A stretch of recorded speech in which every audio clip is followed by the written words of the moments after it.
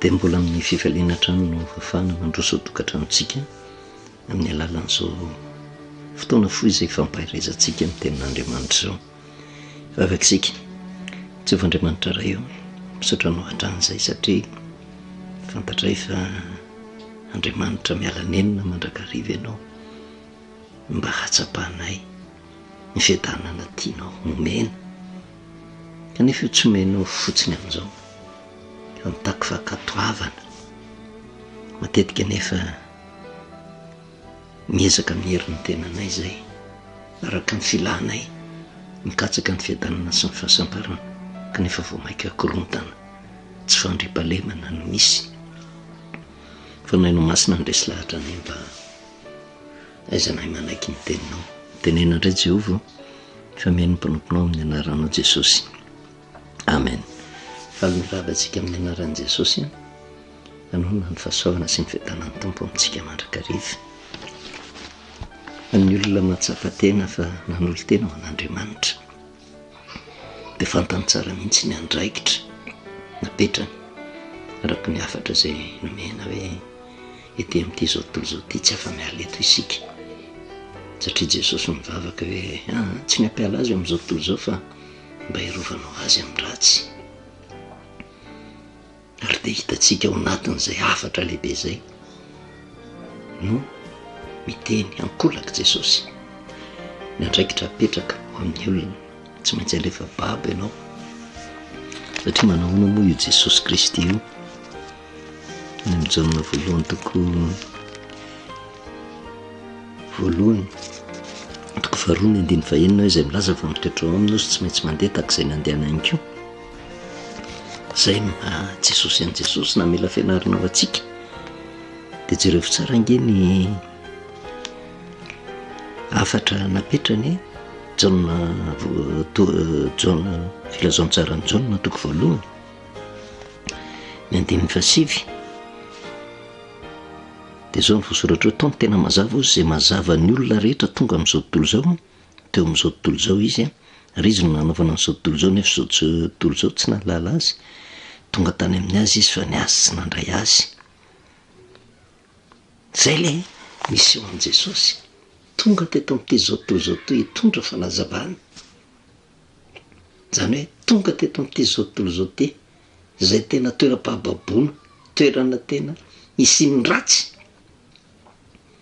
mba hanafaka ny olona anatin'ny faharatsiana. Dia izay koa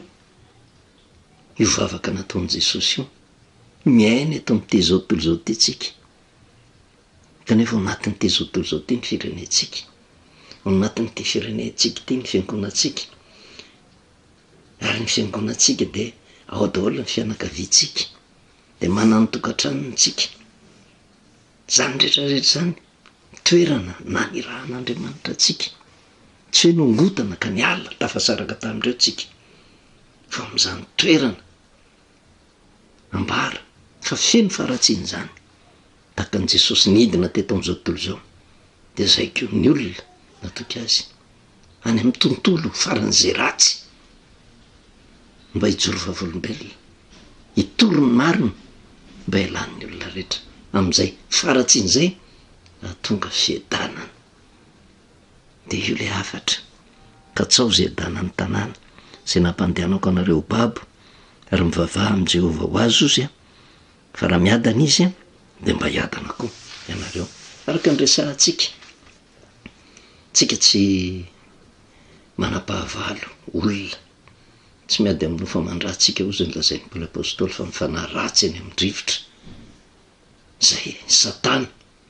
Ary tsy afaka mimetsin'ny olona hoe manino ny ty olona ity mimetraketraka, manino ny ty olona ity ty vola, manino ny ty totra miseho azy hoe manana toe-panahy araka an'Andriamanitra. Tsy manakekinana izany tsika fa ny tenin'Andriamanitra no milaza mampanokatra masom-panahy mba hatsapan'ny olona ny toerana ratsy izay misy azy, mba tsy hijanonany amin'io, ndra ho ringana izy. Izay nge ny hafatra. Ary izay no mahasarotra ny fitoriana ny filazantsara, satria mahitsy ny fitoriana ny filazantsara. Ka raha misy olona voakitikitika any amin'izay toetran'izay dia tafitohana izy, dia anao no enjehany. Kanefa tsy fantany fa fitiavana azy io, satria tsy afa-miala isika fa Andriamanitra ny tompo ny fitsarana eo am'izay ataontsika rehetrarehetra. Ho an'ny olona zany zay manao atsirambina ny afatr'Andriamanitra fa variana fotsiny amin'ny fiainan'ity zao tontolo zao ty, izay miteraka toetra ratsy ao anatiny, lasa tsy manam-pitiavana, mpanontolo fo, grena, mpanendrikendrika, mpamono, tia miarena noho ny fitiavana an'Andriamanitra, ary mahatonga mihitsy fitaka araka ny tenen'ny Petera hoe amin'ny afatratry ny fitiavana ireny ozy no anaovany varotra anareo amin'ny teny mamitaka, kanefa fa tsy mijanonjanona ny fitsarana andreny ozy, ohatra ny mampatahotra ange zany rehetrarehetra zany, ary ohatra ny verina ao an-tsaina foana le afatry ny mpitoro teny. Saika sy tanterahana vetivety ny famalina ny ratsy atao izy, dia zany mikirizan'ny fonjanak'olombelona amin'ny fanaovan-dratsy. Fa na dia ela velona aza ozy ratsy fa na fantatro fa isoko ho an'izay matahotra ny anarany, dia izay matahotra tokoa.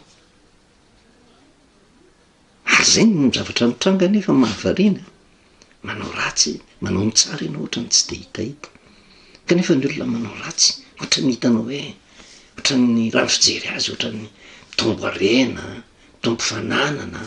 ohatra ny miadana, fa ny tsy fantany loza miantona ao anazy ireny rehetrarehetra ireny, loza miantona ao anazy. Ohatra ny mampatsiaro koa ny tenin' Jesosy hoe inona moa ny soa azon'ny olona ozy, raha azony zao tontolo zao kanefa very ny fanahiny, tsy mitondra maka izy. Nde hoe azo zao tontolo zao fa manana fotoana firy ahafahana amin'ny liba amin'izany, 70 na 80 taona, fa nenina mandrakizay rehefa avy eo. Fa mety miafy ianao 70 na 80 taona, mahazo tombony ianao mandrakizay. Tsy mahay misafidy le olona, fa tsy afa-miala fa le fitiavan-tena no mibahana, fitiavam-bola no mibahana, fitiavam-pahefana no mibahana, fitiavan-karena no mibahana, tsy fantantsony, miantsana mangitsokitroka miandry azy. Ary mampatahotra dia ity, mbola tsy miala eto, dia tsy maintsy misy valiny eo, mbola tsy miala eto, dia fatao hita-poko araka ny tenin'ny soratra masina hoe aseho hitan'ny olona ny adalana ozy. Misy ny kapok'Andriamanitra tsy aheritreretina eo anatrehan'izany rehetrarehetra zany. Ary zay ny hoe inona ny tokony ataontsika, fampatsiarovana fotsiny, tsy ange ny antony fitserovana vavolombelona, ny dikan'izany nizoro vavolombelona zany dia manambara ny marina momba an'Andriamanitra, manambara ny fahadisoana fa tsy manameloka. Ary ny antony tenenana ny fahadisoana, fitiavana, tsy te hanan-dratsy, fa firy ny olona mahatakatra an'izany. Rehefa tena le fahadisoana satria tian'ny olona le fahadisoana, kanefa tsy fantatry ny olona hoe tsy izy ange ny tena manosika ny tena no tian'io fahadisoana io, fa le fanahy izay tsy hainy mamantatra azy, manosika azy amin'io, hoe tena le maizy anao mihitsy no atosiny, asandrany le fanahy ratsy eny amin'ny rivotra. Mahatonga an'izany rehetrarehetra zany dia io no ambarany, ary hijery kely tsika mifototro ny toe-javatra misy ety amin'ity zao tontolo zao ety, ety amin'ity zao tontolo zao ety, araka ny voalaza amin'ny Apokalipsy 12, Apokalipsy 12:12, noho izany mifalio zy rolanitra ary ianareo zay monina ao aminy, fa loza ho an-tany sy ny ranomasina fanidina ao aminareo ny devoly ozy, sady manana fahatezerana lehibe satria fantany fa kely sisany androny. Voafetra zany ny fahefananana ny devoly, mandrovitsy izy, mandrovitsy. Kanefa inona ny zavatra toetra ny devoly io, ny toetra ny devoly io, Apokalipsy 12:12 ihany, ny 9:7, ary nazera ilay drakona ozy dia ilay menarana ela izay atao hoe devoly sy Satana, izay mamitaka zao tontolo zao, dia nazera tamin'ny tany izy, ary ny anjeliny koa niaraka nazera taminy, satria tsy natoko teo amin'ny fiandrianan'Andriamanitra, dia noloana de nazera tetya tany de io no mahatonga an'le hoe loza ho an'ny tany sy ny ranomasina fa nidina ho any aminareo ny devoly sady manana fahatezerana lehibe satria fantany fa kely sisa ny androny de inona no ataony aty de araka ny ambarany ary amin'ny andininy favaly ary mamitaka izao tontolo zao ka rehefa tratrany de tsy maintsy mamitaka ary le fomba famitahany a tena amin'ny fomba tsy hainao eritreretana de tafalatsaka ao anatin'izay ianao satria inona ny zavatra kehitreny satana le maizy anao no asandratra tsy misy taka anao ianao no tena mahay ianao no tena manandazy ianao no tena manan-karena ianao no tena manam-pahefana de manapatra ny fahefana eo am-pelatananao ianao ary ny fifarany ary de ohatrany hoe tena ianao mihitsy ny tena zavatra lasa ohatrany hoe tena manana fahefana amin'ny fiainan'ny olona zany lasa ianao no tena mirehare mametraka ny tenanao ambony kanefa ianao ho faty ihany ke rehefa avy eo e ho faty azonahitra ave sa ho faty ao anatin'ny fahafahambaraka eo anatrehan'izay rehetrarehetra zay de misarika ny saitsika mantatra ny fitaka atao amin'ny devoly am'izao vanim-potoana zao satria miainy eto am'izao tontolo zao tsika hoe tena andriamanitra ve ny ao anatintsika raha andriamanitra ny ao anatintsika to dia eo am' Jesosy ndresantsika teto hoe fa afaka aminao aray tsy ny ampiala azy am'izao tontolo zao fa mpiarovanao azy amin'ny raha tsy tahaka ny nataon'i Jesosy tonga teto am'ty zao tontolo zao ty izy niaritra ny fakapanahy nanjo ny zanak'olombelona rehetra izy tsy tafalatsaka atao anatin'izany fakapanahy zany izy satria nahoana tsy tena arena ankeny eto am'izao tontolo zao hoe fa misy ny arena tsy mety ho levina any amin'ny fiainana mandrakizay ary miezaka mitona ny olona izy mba hisainitsainany zany arena tsy mety ho levina zany fa saingy aleon'ny olona maizina oziny lazay ny soratra masina zay ny mazava satria ratsy ny asany aleon'ny olona le arena mety ho levina ety am'ty zao tontolo zao ty tsy zay le arena maharitra mandrakizay sy vetivety fafinaretana ndray mpimaso fahefana mandalo zany ny fikiran'ny olona sy anaparana ny fahefana ety am'ty zao tontolo zao ty tsy azonao entana any amin'ny fanjakan'ny lanitra zany zay fanjakany ny fitiavana fanjakany ny famindram-po ary misy ny arena mihoatra lavitra noho ny arena ety am'ty zao tontolo zao ety fa andripalemana tsy talany ary zany ny fanantenan'ny olona nametrahan'andriamanitra fitokisana kanefa tsy afa miala fa eto am'ty zao tontolo zao ty ka inona nefa ny eto am'ty zao tontolo zao ty araky ny efesianina toko fahenina de zao ny voasoratra io efesianina toko fahenina de ny andininy fa 12 fa isika tsy mitolona amin'ny nofo aman-draozy fa amin'ny fanapahana sy amin'ny fanjakana sy amin'ny mpanjaka n'izao famaizinana zao de amin'ny fanaratsy eny am'drivotra eto am'ty zao tontolo zao ty nosehatra anaparany devolony fahefany oentina amitahana ny olona kanefa raha mitaka ny olona izy tsy amin'ny alalan'ny herisetra amin'ny alalan'ny fitiavan-diso ataony mahita zavatra mamirapiratra ianao de eo no jerevantsika kely hoe olona ny rahan'andriamanitra za olona ny rahan'andriamanitra ianao olona ny rahan'andriamanitra tsika olona mivavaka isika manonona ny anaran'andriamanitra tsika de aleo mba mizaha toetra kely le manahoana ny toetratsika fa hijeritsika ny toetra ny devoly satria araka ny resahany ary amin'ny apokalipsy hoe tena anatin'ny fahatezerana amindrehitra mihitsy izy satria voaroaka tany an-danitra fantany fa kely sisany androny de mandrovotsy izy de sika nefa ny lasibatra am'izany fa tsy azo nefa tsy amin'ny alalan'ny fanerena tsy amin'ny alalan'ny fampitahorana fa amin'ny alalan'ny fisaritana mifotsika mba hisikotra amin'ity mamira zavatra mamirapiratra ty am'ty zao tontolo zao ty noentiny mamitaka atsika mba hananatsika ny toetra zay ananany manahoana ny toetrany raha mijeritsika ny Isaia toko fa 7 Isaia toko fa 7 mijeritsika ny toetrany devoly inona ny toe-javatra misy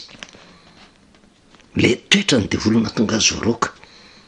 tany an-danitra ny 12 ka hatramin'ny 15 endre ozy latsaka avy tany an-danitra ianao irylay fitarikandro zanaky ny maraina voakapa enjera amin'ny tany ianao irylay mandripaka firenena ary ianao efa nanao anakapo hoe any an-danitra no ekarako ary ambony kitan'Andriamanitra no anandratako ny seza fiandrianako de hipetraka eo tendrombohitra fivoriana any am-pariny avaratra hiakatra ho any amin'ny amboniny avonin'ny rahona aho ka ho tahaka ny avy indrindra kanjo ampidinina hatrany amin'ny fiaina tsy hita ho any am-paravodilafaka ianao. Zay le toetran'ny Satana satria nahoana tsy nahipetraka tamin'ny toerana misy azy fa nahita ny voninahitr'Andriamanitra tamin'izany vanim-potoana zany de te hipetraka eo amin'ny toeran'Andriamanitra de lasa ny avinavina ny fony de tao anatin'ny faniriany hoe tena hiaotra an'Andriamanitra ho tahaka an'Andriamanitra ny dikan'le ho tahaka an'Andriamanitra haka ny toeran'Andriamanitra. Zay toetsainy zay mahatonga ny Satana voaroka tany an-danitra tsy nahay nianina tamin'ny toerana tsara indrindra nametrahan'Andriamanitra azy fa lasa ny faninana de haka ny toeran'Andriamanitra. Rehefa ny olona anankiray no te haka ny toeran'ny olona anankiray de tsy maintsy fanaratsiana ny vokany atao zay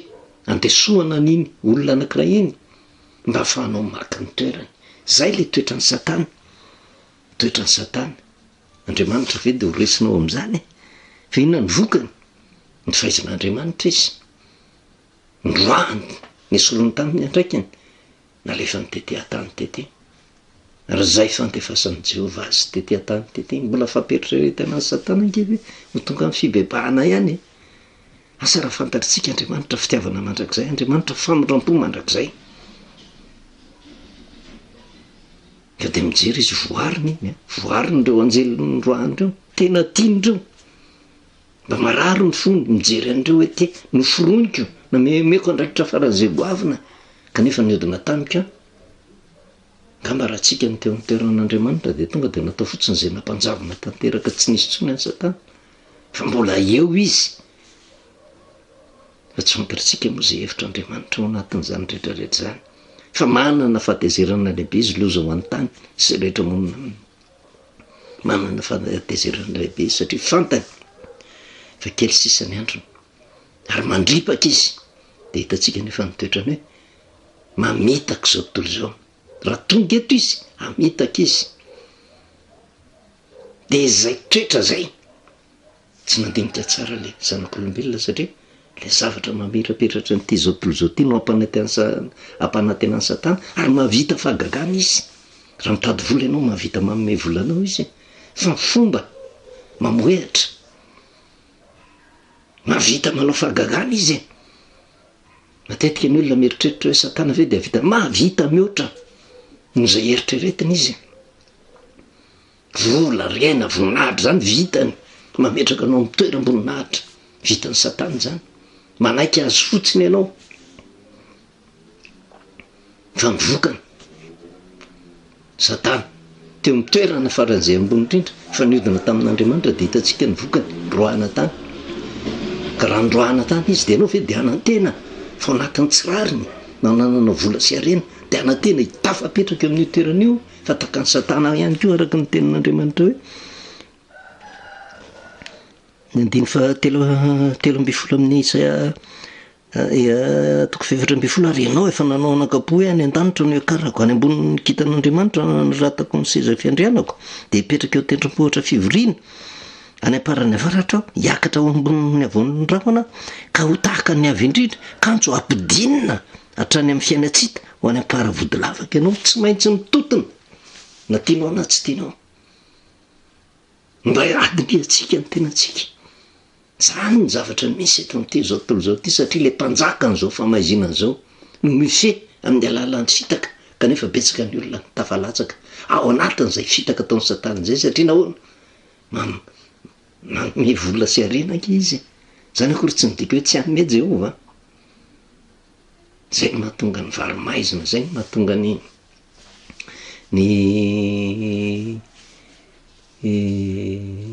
nenona ny kolokolo maro isan-karazany ty am'ty zao tontolo zao ty azahoana vola faingana de mifijery azy ohatra misandratra ianao manambola indrindra ianao manam-pahefana indrindra ianao manamboninahitra indrindra kanefa nambarany soratra masina hoe miakatra kanjo ampidinina hatrany amin'ny fiainatsita ho any am-paravody lavaka ianao ary io zany ianao no mieritreritra feon'Andriamanitra ve no mitarika asa ny feon'ny Satana de zay le mila mizaha toetra ny fanahy fa tsy refesina amin'ny vola sy harena akory e tena miaraka mombanao Andriamanitra mihoatra lavitra no zay eritreretina ary ny olona anankiray mpanompon'ny Satana. Ezekela 7:20 mijery an'izay tsika de ho hitatsika hoe ahoana raha ny fomba nataony am'izay satria tany an-danitra zay ny zavatra nataony natonga azy voaroka aty amin'ny Ezekela 7:20 ampitahitsika amin'ny Petera 2:2 hoe inona ny zavatra misy am'izao andro faran'izao hoe ty am'ty zao tontolo zao ty. Petera 2:2 ny 7 ihany no resitsika amin'ny afatratry ny fitiavany arena ozy nanaovany varotra anareo amin'ny teny mamitaka fitiavaka arena de lasa mivarotra amin'ny teny mamitaka. Ezekela 7:20 Ezekela 7:20 miresaka ny Satana ihany ny 7:20 ny 7:20 hatramin'ny 7:70 fa ketsika de sotomatsika lesona ihany satria nahoana eto amin'ny tany pahababoana no anirahana antsika mba hijoro vavolombelona mba tsy teniteny foana ny anarin'Andriamanitra ka ny anarin'Andriamanitra no mety mamitaka lasa mipetraka eo amin'ny toeran'ny Satana tsika amin'izay vanim-potoan'izay de mety misandratra tsika fa azera hatrany am-paravody lavaka ozy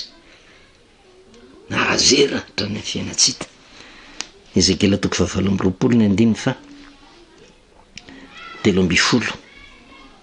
fakitsika treo tany Edena sahan'Andriamanitra ianao ozy ny vatosoa rehetra no eloelo teo amboninao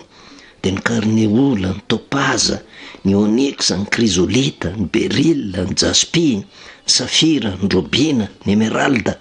ary ny volamena ny fampanenona ny amponga tapakao sy ny sodinao de tao aminao tamin'ny andro namoronana anao de natao koa ireo mahavariana tao amin'izany Edena zany efa nisy nge Edena tamin'izany mbola tsy mahariana ny tany sy ny lanitra fa inona nisy tao Edena tena ny vatso le ifanotofan'ny olona amin'izao vanim-potoana zao teo ambany fahefan'ny Satana tamin'izany vanim-potoana zany fa rehefa avy eo Edena de natao tety amin'ty zao tontolo zao ty de nirahana indray Satana na nazera tety de inona ny zavatra mitranga vao miresaka volamena ianao sy arena kibony tany rehetrarehetra de jereo vao miteo zavatra mitranga iza ny manapaka ao sy ny toe-panahy hoentina misy izany rehetrarehetra zany mbola tsy afabela fotrany Satana miteny hoe mbany fahefako ange zany rehetrarehetra zany efa hatrany Edena hatrany an-danitra ka hatro ety an-tany ny zavatra misy tao ny toeran'ny Satana. Ny 7:20 ny ianao izy de kerobima voaositra zay manalika fa voatendroka ianao to tendrombohitra masina n'Andriamanitra ianao to mivato mirehitra mitsangatsangana tsy nanatsiny ianao tamina lehanao hatramin'ny andro namoronana anao ka mandra-pahita eloka atao aminao de zay rehefa tsara ny 7:20 noho ny abetsahany varotra nataonao izy de nofenao loza atao aminao ka nanoty ianao ary de nolotoko ka nariko miala tamin'ny tendrombohitr'Andriamanitra ary nosombako ianao ry kerobima manaloka hiala tao amin'ny vato mirehitra ny avonavona ny fonao noho ny atsaratarehanao efa nahasimba ny fahendrenao mba mifamira-piratanao ianao nazerako eny an-tany ianao sady natolotro fitalanjonondreo mpanjaka noho ny aben'ny elokao tamin'ny tsy fahamarinany varotra ao de voalotonao ny fitoerana masina ao zay koa zany nao moako afo vao aminao andevonanao ary ataoko tonga lavenina eny ambony tany ianao eo mason'izay rehetra mijery anao ajanontsika hatreo mijery efa tsika ny manaraka mba izahantsika toetra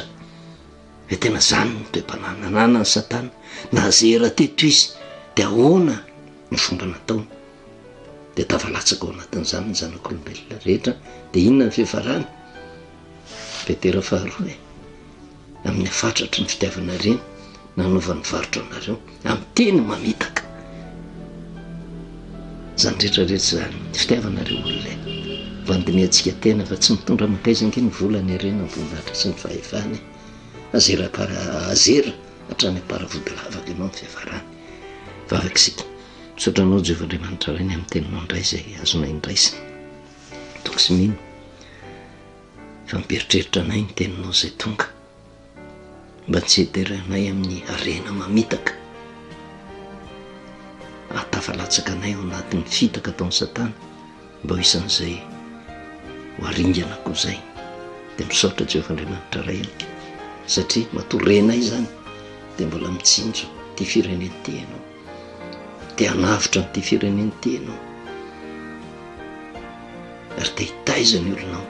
mba tena ho tonga ny fibebahana marina ka intehitra aminao de misaotra indrindra ray amin'ny anaran'i Jesosy amen. Manao velontsika amin'ny anaran'i Jesosy manao na fahasoavana sy ny fiadanan'ny tompo amintsika mandrakariva.